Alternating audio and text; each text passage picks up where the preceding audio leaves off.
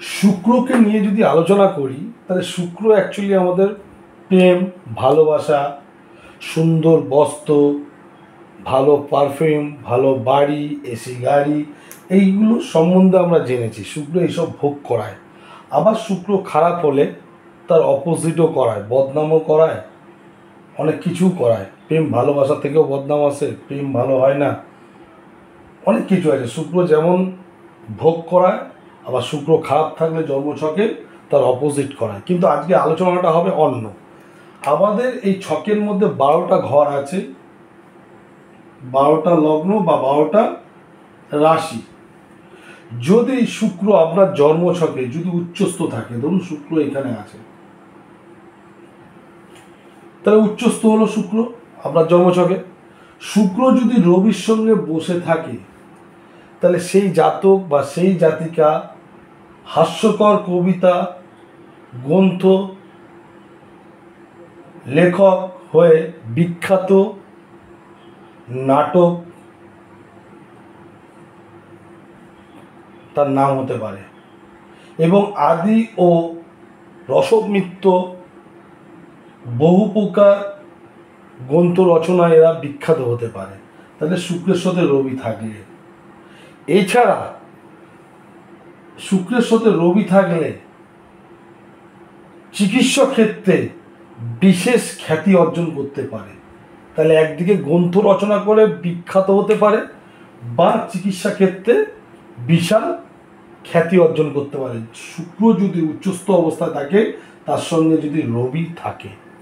এক, যদি শুক্র আপনার জন্মছকে তুঙ্গস্থ যদি থাকে, সেখানে যদি চন্দ্র যদি বসে থাকে, রসত্ব রচনা করে বিখ্যাত হতে পারে। বা শুক্র চন্দ্র, ধরুন এটা চন্দ্রের ঘর,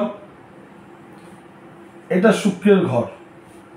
যদি চন্দ্র এখানে শুক্রের ঘরে থাকে আর চন্দ্রের ঘরে যদি শুক্র থাকে, বা যদি শুক্র যদি এখানে থাকে, বা 1 2 3 4 5 6 7 চন্দ্র যদি এখানে থাকে, দৃষ্টি বিনিময় করে, বা চন্দ্রের ঘরে শুক্রের ঘরে যদি চন্দ্র থাকে, এছাড়া চন্দ্র যেখানে বসে আছে বা শুক্র যেখানে বসে আছে, ধরুন আপনার জন্মছকে চন্দ্র এখানে বসে আছে, যদি চন্দ্রের 1 2 3 তৃতীয় হাউসে যদি শুক্র বসে থাকে, বা চন্দ্রের আপনার জন্মছকে 1 2 3 4 5 6 7 8 9 10 11 একাদশে যদি শুক্র বসে থাকে, হয় তৃতীয় ঘরে চন্দ্রের, হয় চন্দ্রের একাদশে যদি শুক্র বসে থাকে, সেই জাতক সেই জাতিকা প্রচুর ধনশালী হয়ে থাকে। এছাড়া যানবাহন বিষয়ে প্রচুর সুখ হয়ে থাকে, এরা যানবাহন বিভিন্ন টাইপের যানবাহন ভোগ করে থাকে।